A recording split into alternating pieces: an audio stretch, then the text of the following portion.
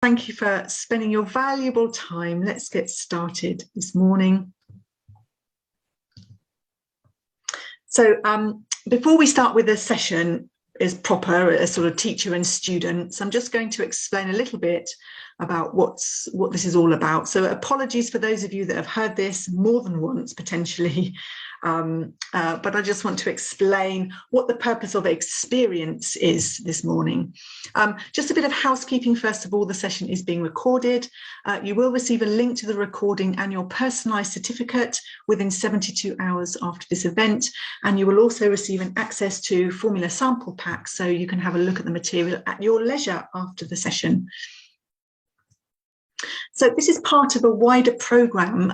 We've been looking at trying to obviously share information about our new exam course with teachers, and so we decided to, well, it was Anya really that put together this programme where the idea is that first of all we provide some information so that you learn a little bit more about formula, and Jo Hunter gave a session back last month where she explained all about the flexibility of formula, how it's designed to be used on a variety of courses. So firstly, course length. We can use it for very intensive courses and also for much longer courses. And you can build blocks basically to account for those lengths. And then because there's so much material, you can also create individual learning paths for different classes to really help meet the learner's needs.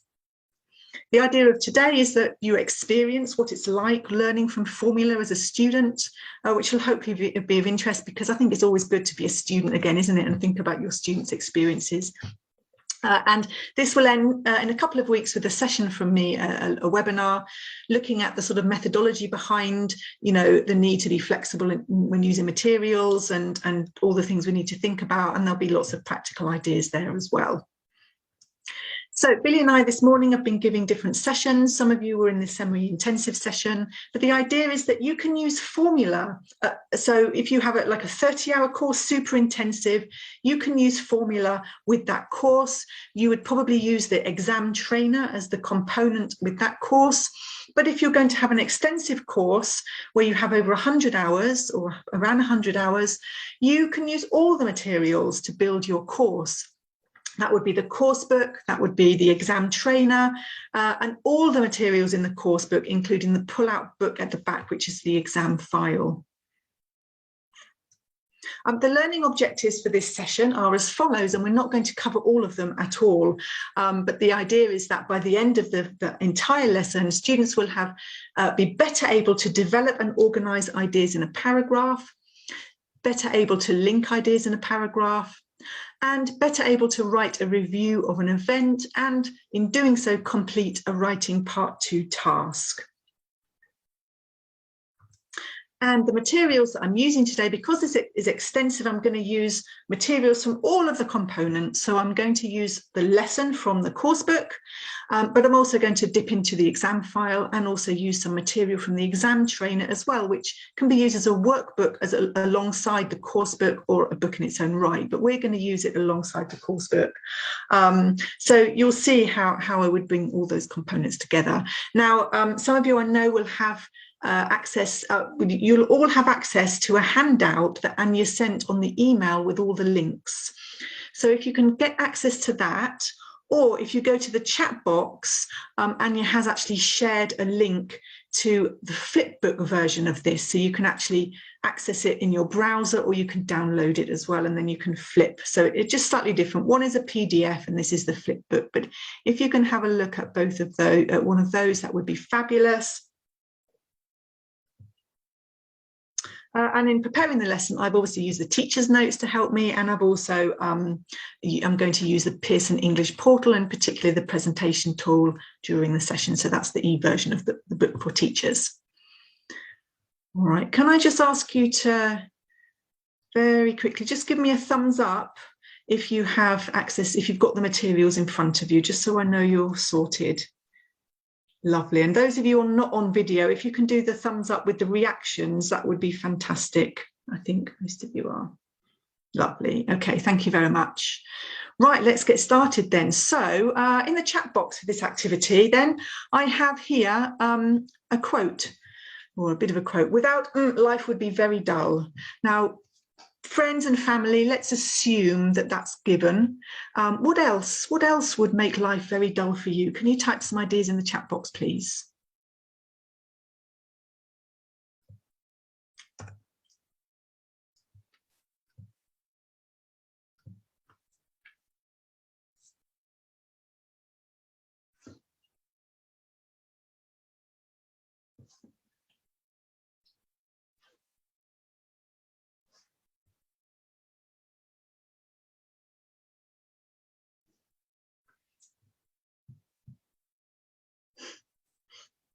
Some lovely ideas, thank you. Such nice, thoughtful ideas. I was thinking of chocolate, much less thoughtful. Oh, Misha, can you say more about kittens, please? Kittens are, I'm not a cat person, but when sometimes shares a kitten we do, or sometimes when there are the kitten filters, it just makes you smile, or laugh, or something, just moves you somehow. Lovely, thank you very much. Thank you. Caddy, can you explain yours, please? A positive attitude. Yes, of course. What I mean here is that there are a lot of things happening in the world, and if you put all the negative things in your heart and in your mind, then life is really dull, and you might be in trouble. So you need to have a positive mindset. Okay, thank you very much. Thank you. Isabella, tell me more about books. Well, I just love reading. Unfortunately, I don't have much time for that activity, but at least audiobooks. If I can't read normal books, I just listen to audiobooks, and yeah, they make us travel in different places, and that's awesome.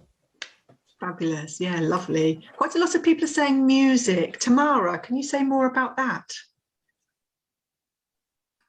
Obviously, I love music. I used to play violin, I used to play piano, and music is a big part of my life.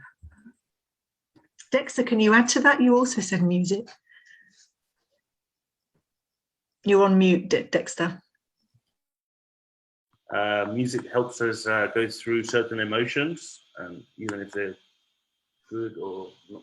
All emotions, I'm going to say they're good or bad, they just come in the pack of life, and it helps help us live them, right? And also maybe you feel sad, like uplifting music can help you be a bit happier or feeling a bit more positive. Can help with that positive attitude that Caddy mentioned.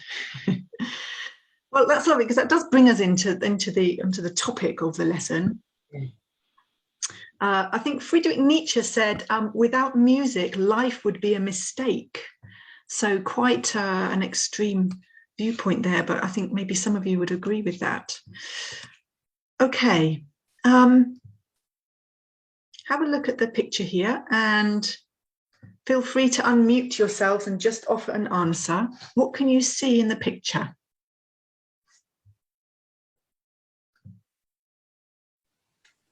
It's stage, and it's a live concert, apparently. Yeah, what do we call a people concert? Attending? Yeah, lovely. What do we call a concert where you have lots of bands and maybe more than one stage? That would be a festival. Yeah, festival. Yeah, festival. Lovely. Okay. Can you put your hand up if you've been to a concert or a festival in the last few months? It's very sad, isn't it? Who's been to a festival or concert in the last couple of years? Anybody? Tamara, would you like to tell us about that? So I went to Metallica in Vienna, and it was a really, really good concert. I think it was like 50,000 people, and it was really good. Oh, I'm very jealous, very jealous. Misha, you've been to one as well? Yes, actually, I didn't go to the festival. The festival was just happening in the city of Nice 2 years ago, and although I usually dislike the idea of crowds, just the emotion and the sound was fantastic. And that was also the first time my little nephew, 3 years at a time, danced. Oh, amazing. That's lovely. That's a lovely memory. Hey, concerts can you go to concerts in your country at the moment? I think mid-May, possibly. Right. Okay, so for some of you, yes, but for a lot of us, no, we can't, can we? I think that's one of the things that a lot of us are missing. Okay, I'm going to put you into breakout rooms. I'd like you to discuss 2 questions, please, fairly briefly, so we won't spend as much time as I would allow students. 2 questions. The first one, what makes a good concert or festival? Could be open air, indoor, classical, rock, whatever. So what makes a good concert or festival, and what makes a bad concert or festival?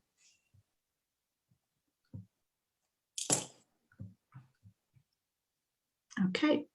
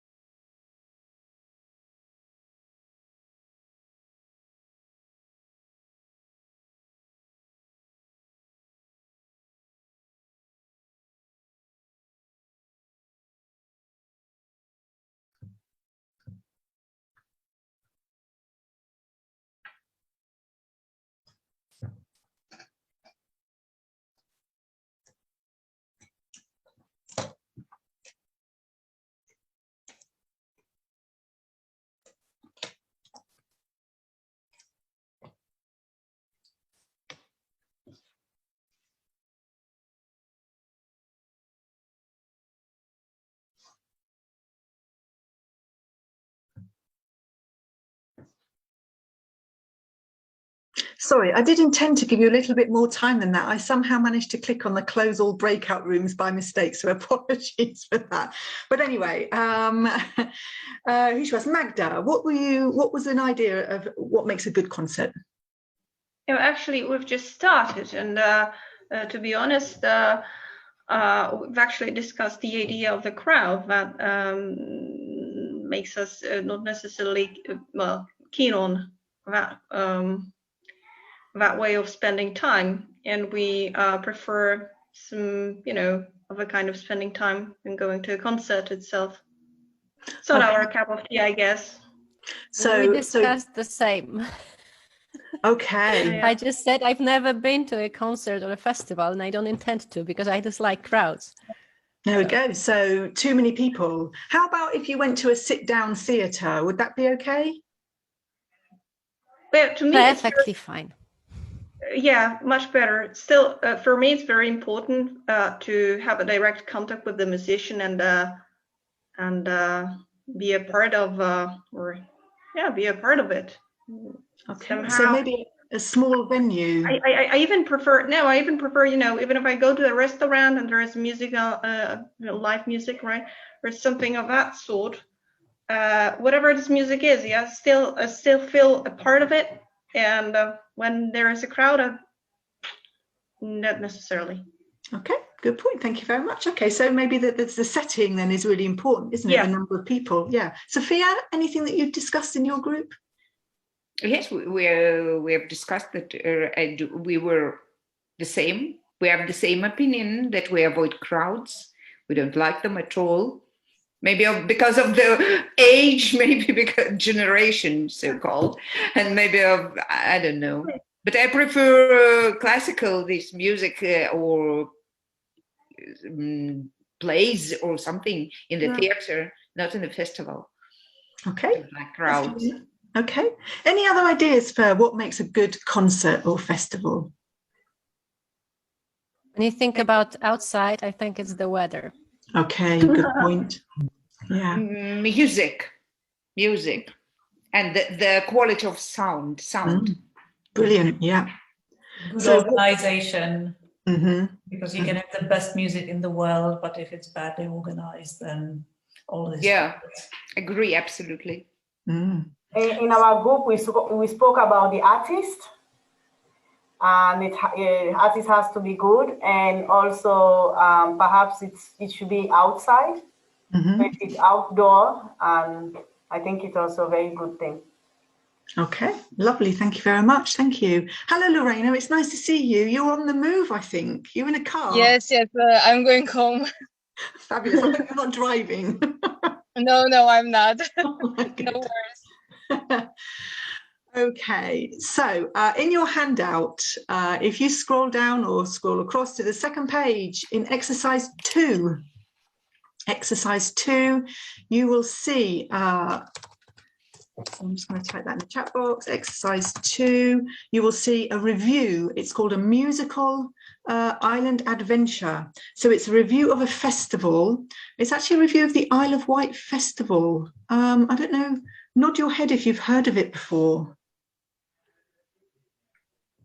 Okay, well, it's actually, so I'm from, have you heard of the Isle of Wight? No, Unfortunately. Well, Not yet. it's my hometown. It's an island off the south coast of England. And it's not so big. It's I'm not very good at kilometers, but it's about 26 miles across and 12 miles north to south. So it's fairly small. There's about 120,000 people that live there. And in the summer that doubles because it's a tourist destination and it's really beautiful. Some of the towns need some investment, but it's the really beautiful part of the country. And there's a festival there every year when we're allowed to have one. And it has a big history in that it started in 1969. And it was so big and popular that in 1970 they had to declare a free festival because so many people arrived on the island and broke down the fences that they had to allow everyone to attend. And it was Jimi Hendrix's last ever concert. They had lots of big bands on, so it's got quite a good reputation. So I'd like you please to read the review, and then I'd like you to answer the question, what does the reviewer like and dislike about the festival? When you've finished, can you please type in the chat box, finished?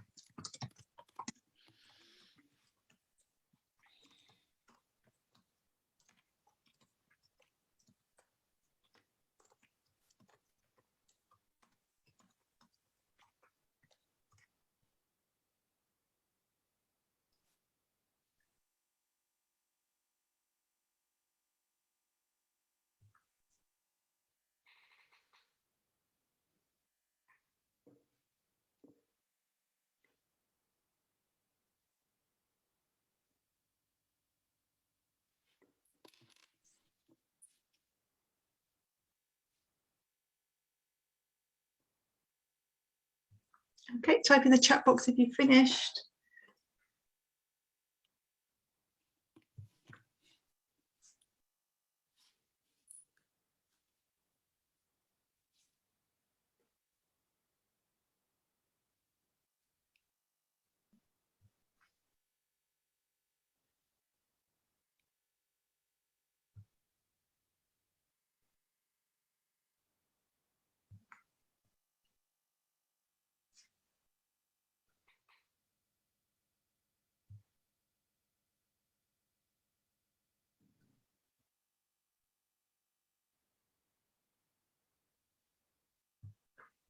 Okay.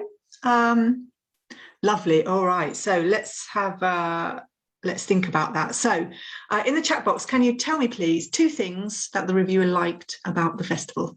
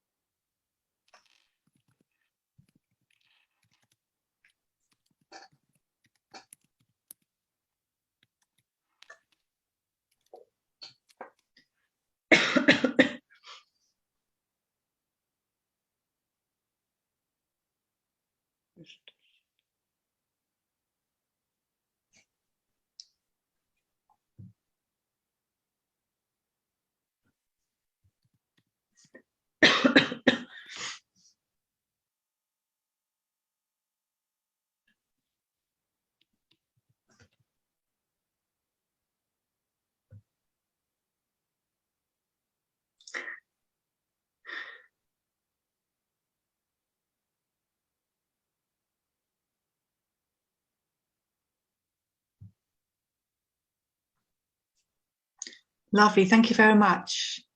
Sophia, can you say a little bit more about the jazz band? Jazz band on a stage in a tent, and it was brilliant. The musicians were absolutely brilliant. Lovely, thank you very much. And it was the best experience of the weekend. Fabulous, thank you. Irina, can you say a bit more about the atmosphere? Okay, the atmosphere was positive and everyone was friendly. Okay, lovely, thank you very much. Now, can you so this time, can you tell me one thing that was bad or that the reviewer didn't like, but don't press enter. Just type without pressing enter, please.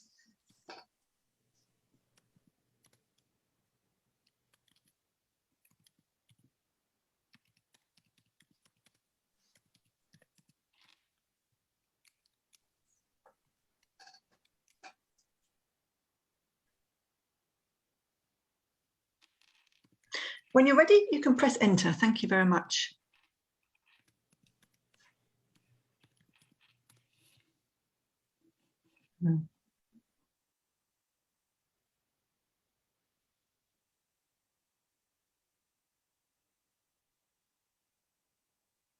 Yeah, absolutely correct. Fantastic. Thank you very much.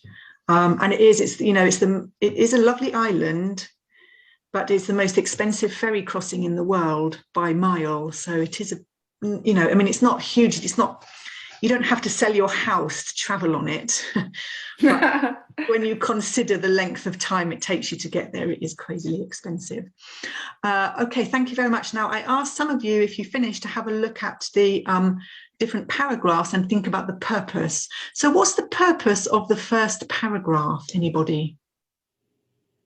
Well, in the first paragraph, the author generally describes the event, like gives the general, general information about the festival. Thank you. Yeah, so background information. Yeah. Yeah. Great. What about the second paragraph? What's that all about? Somebody else. It's about festival site. Yep. Festival site. Yeah. And what was good and what was bad about it. Lovely. Thank you very much. What about the third paragraph? What's that all about? The artists. Yeah, okay. Yeah. So talking about the music. About music. Mm-hmm. Yeah. Brilliant. And the last paragraph. Conclusion. It's like the summary, if it's generally good way. And also some recommendation. Yeah. Yeah, absolutely. So where he was going to come. Yeah. So often in a review, there's a summary and then a recommendation, isn't there, to tell people whether it's worth it or not. Okay, very good. Thank you very much. And what was the recommendation from this particular reviewer? Definitely, yes. Yes, so it's worth it. Okay. So I think I know the answer to this from most of you, as you've expressed your disdain for festivals and concerts, but give me a thumbs up if you would actually like to go to this festival, if it sounds like something that would appeal to you. Caddy, What attracts you to it? The fact that, for example, in the talks about 1 minute here. The third paragraph, the way it explained the range of quality things that they had, I think it motivates me. They talk about the way it's pretty spectacular and some things there that are amazing, and it's like it appeals me. It appeals to me. Okay, lovely. That's great to hear. Thank you very much. Good. Well, okay. Thank you. Let's have a look a little bit more closely. Let's think briefly about a paragraph. So I'm going to, let me take you here.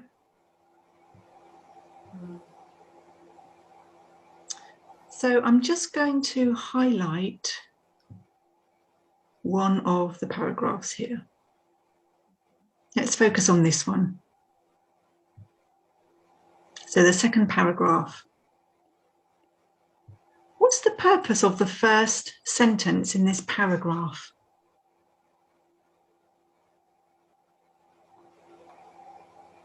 Is it like a description? Okay. Introducing the topic of the paragraph. It's introducing the topic of the paragraph. And what is the topic of the paragraph? The festival site. Festival site. Yeah, and the fact that it's in the middle of town. Well, it's sort of the opinion, isn't it? It's introducing the opinion of the reviewer because it's a review. So the topic is that the site was fine. What fine is an interesting word in English, isn't it? What does it mean to you? Maya, what does fine mean to you? Something more negative. Okay. Completely negative or? No. He wanted to point out that even though there were some positive things about this site, his opinion or her opinion was in fact negative. It's an interesting one, isn't it? Yeah, I think to me it means that it's acceptable, but not brilliant. It's sort of satisfactory, but not amazing. So it's certainly not a very positive point of view. Okay, so if the first sentence is there to introduce the topic and the opinion of the reviewer, what's the purpose of the rest of the paragraph? It gives us more details, I guess. Okay, good. What other details does it give or could it give?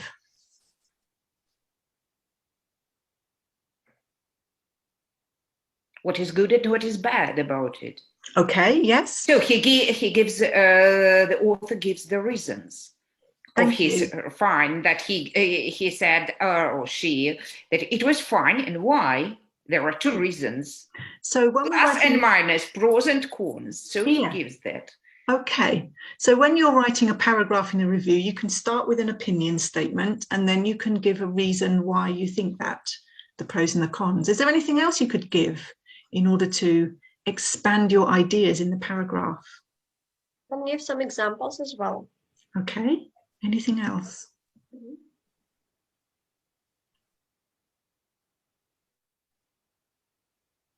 Okay, can you have a look in your handout?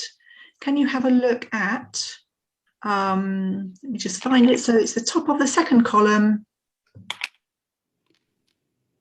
Here, there is an exam focus box called Developing Ideas in a Paragraph. Can you read that, please? They suggest one more thing that you could add. Can you read it and find out what it is?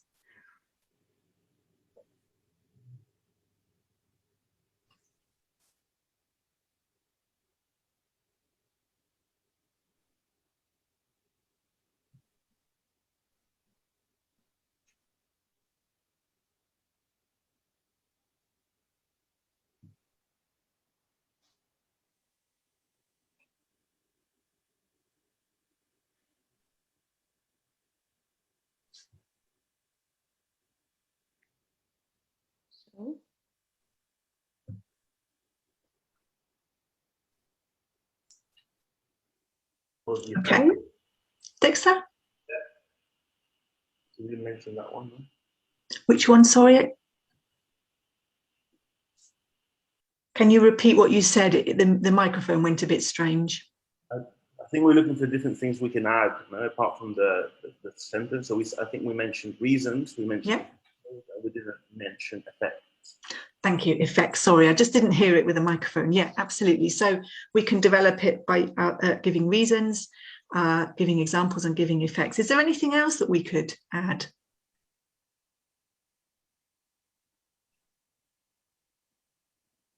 So topic sentence and then developing it with reasons, examples, and effects. Maybe not all three of them, maybe just one of them, or maybe all three of them, depending on what you want to say. Thinking about the language that your mother tongue or other languages that you speak, do you organize paragraphs in the same way? Do you have a topic sentence? I think that this is generally true for, well, in my case, for all languages that I speak. Well, it can refer to any written task. I mean, in any language, I guess. Okay. Is it different in anybody's language? Do you start with a topic sentence and continue, or might it be a bit different? Might be different. It's different, Sophia? But I'm not sure. I don't really write in Russian, for example. But according to my children's work at school, I'm not sure they are taught to write these essays and all this in the right way. Okay, interesting. I'm ashamed, but I have to state this. It's absolutely fine. I wasn't taught this when I was at school, to be honest. When I was doing essay writing, nobody taught me how to develop a paragraph. So I think it's all good. Okay, I heard about it. If you can scroll down, I mean, one thing I like to do with learners is to get them into breakout rooms or in pairs in the physical classroom and actually get them to write a paragraph on a topic for homework and then compare. And they have to explain, why did you write what you wrote? How did you decide what information to include, and why did you order it in the way that you did? That really gets them thinking about it. Okay, if you scroll down, so it's not the third page, it's the fourth page, which is titled Strategies and Skills. And this is from the Exam Trainer. So I'm bringing this in. This is the book that you can use as a workbook alongside the course book if you have a longer course. And I'd like you please to look at exercise 2. And we're just going to have a look at the first 2 or 3. And the idea here is that you have the topic sentence, so the review was rather negative. You have the subsequent sentence, and you need to decide, is it an example or an effect? For number 2, you need to decide, is it a reason or an effect? I'm going to put you into breakout rooms to discuss this because it's quite tricky and it's not as clear cut as it might sound. So you might want to discuss it a little bit. So just the first 2 is absolutely fine. So just to check, are we all looking at the right thing? Exercise 2 on the page that says strategies and skills. All right. So I'll put you into your breakout rooms now. So just the first 2 is fine. You can move on to the third one, and I'll try not to close the breakout rooms too early.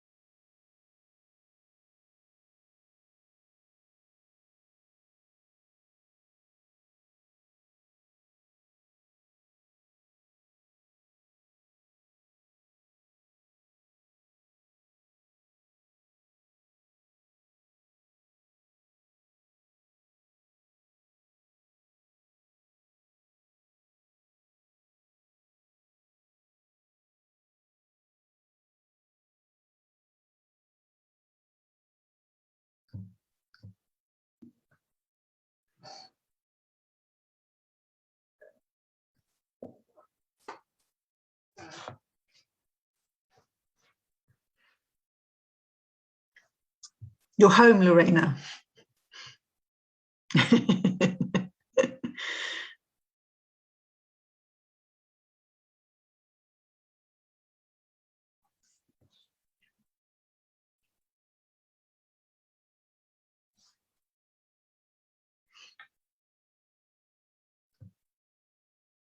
Okay, so I said it was a tricky task, didn't I? So, example or effect?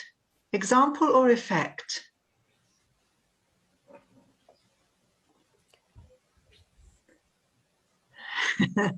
So we've got quite a lot of examples and some not sures. Yeah. Okay.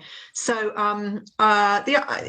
it is an example, I think, because it's saying that the review was bad, and it was giving some examples of the bad things that it said about the review, rather than the effect of that on the reader, I think. So I think it was an example. Okay, what about the second one? The concert venue felt quite different from any other I'd been to. Although it was huge, it still had a cozy feel to it that I really liked.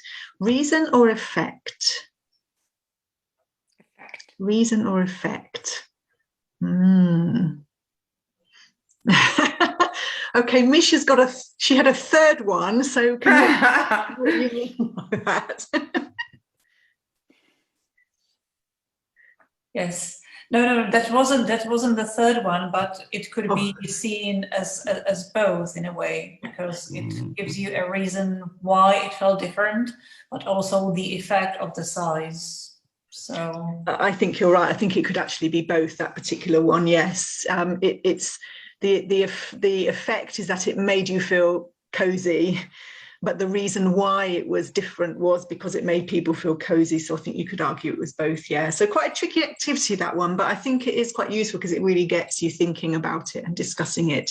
And obviously we do some more as well, but we're just going to cut that short just to move on to the last activity, just to show you what I would do next with students. So I'm going to show you a Google Doc. In fact, I'm going to share the link with you in the chat box.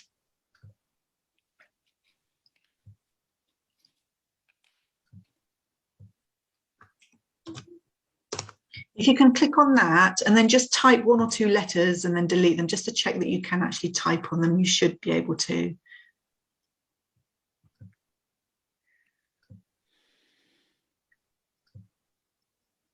So what we're going to do now that we've thought about how to expand a paragraph and how to develop ideas and how we can use a reason, a result and an effect, we're going to actually put that together. So bear with me. There we go. So I'm going to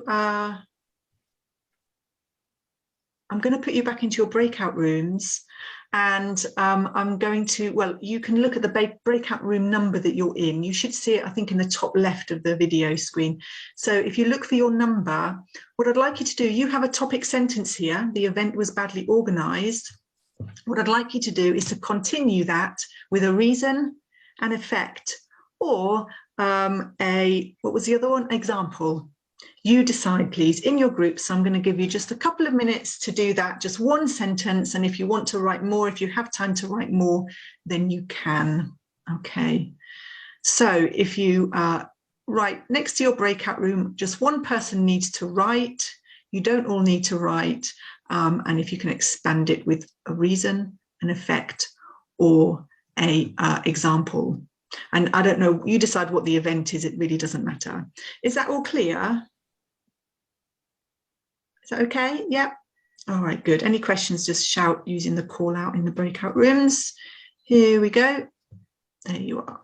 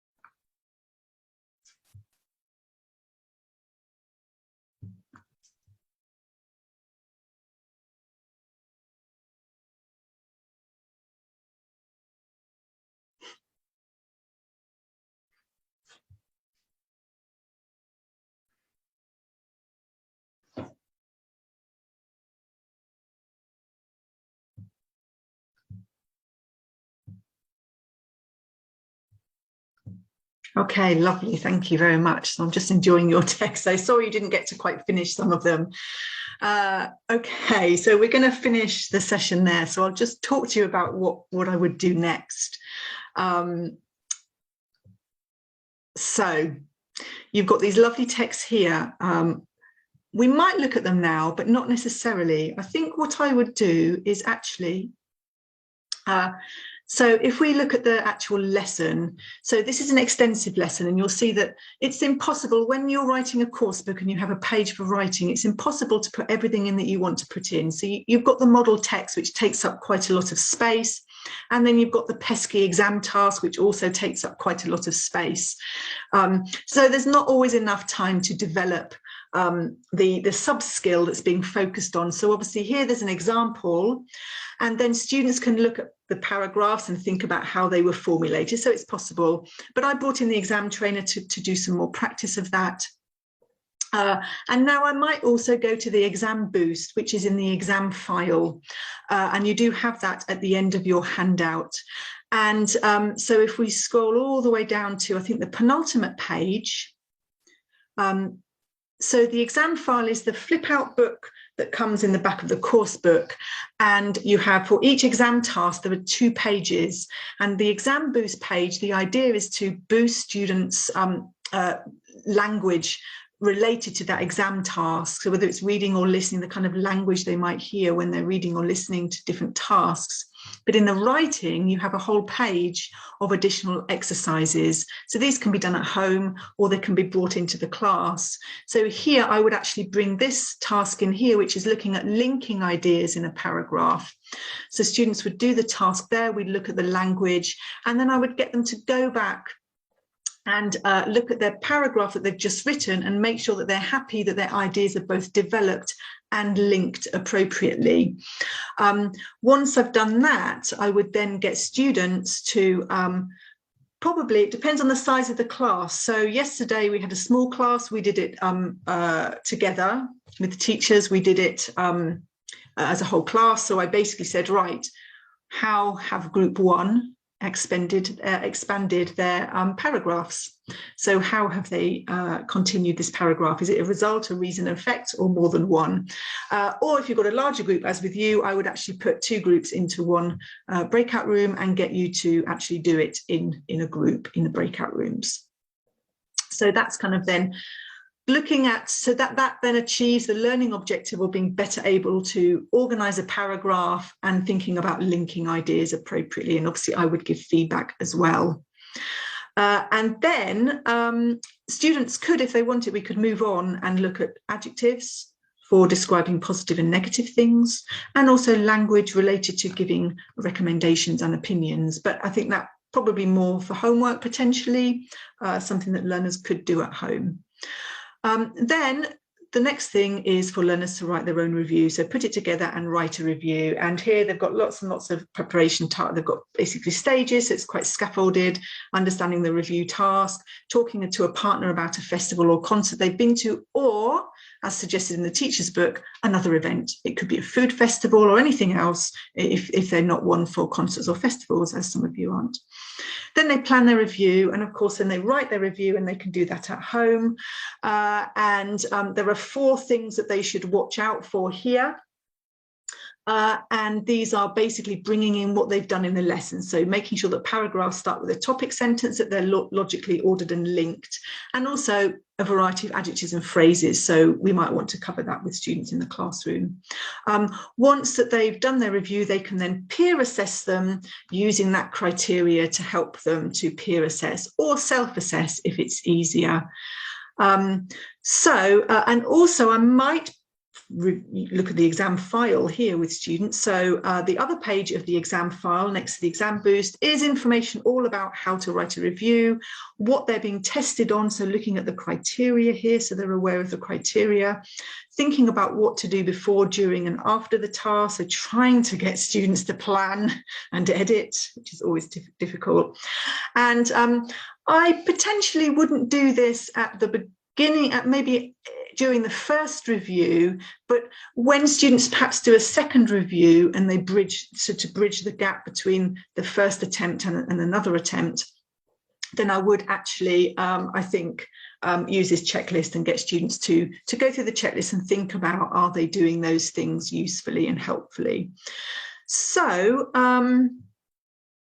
just going back to my slides very briefly, sorry, we're a little bit over time. So these are the learning objectives for this particular session. We were focusing on organising and linking ideas in a paragraph in a review, which is a part 2 task. This was an extensive lesson, bearing in mind that you have more time to develop learners' writing skills. You have that luxurious time. And in order to do that, I used the course book lesson, but I also brought in the exam trainer. We didn't do a lot of it. We'd have done more time with it with students. So looking at some sentences and thinking about, are they reasons, effects, or more than one? And here the exam file, bringing that in to expand what's on the page. So looking at linking ideas as well, and perhaps other things too. So if any of you have any questions or comments, I'd be really happy to answer them now. I know that, oh, sorry, I'm clicking on the wrong thing. Bear with me. I'm trying to open you up so I can see you all. In fact, I'll just stop sharing there. I know, Dexter, you had a question. Do you want to ask your question? Yeah, my question was, or is, I'm using Gold Experience right now. Yeah. Gold Experience.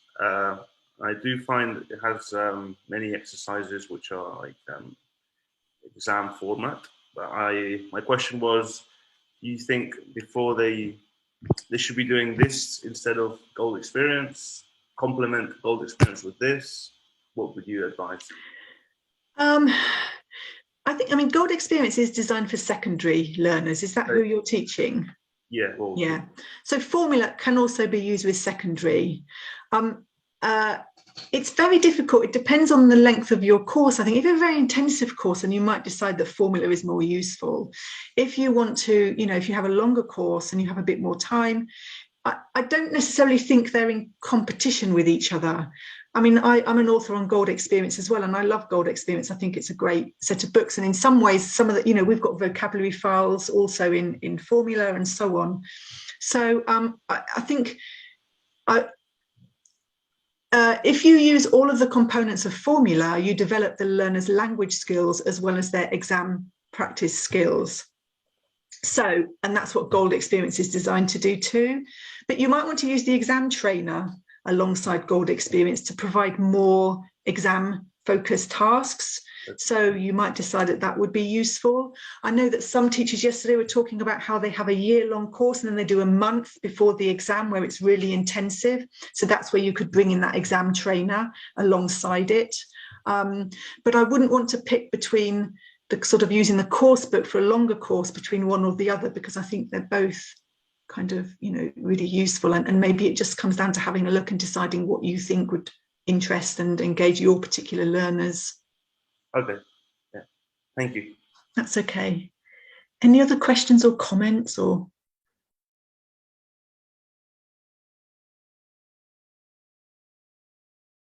In which case, I'm going to say thank you so much for giving up your valuable time today. I hope you found it interesting. I've certainly enjoyed participating in it myself. So thank you. I know your time's valuable, and I hope you have a really fantastic weekend and enjoy the rest of your day. Thank you so very much. We also appreciate that. Thank you. Thank you very much. It was a great presentation. Oh, lovely. Thank you. Thank you. No, it's really, I've enjoyed it very much. Thank you for participating so fully. Thank you. Bye. Thank you. Okay, bye. Thanks, Dexter. Take care. Bye. Bye all. Bye.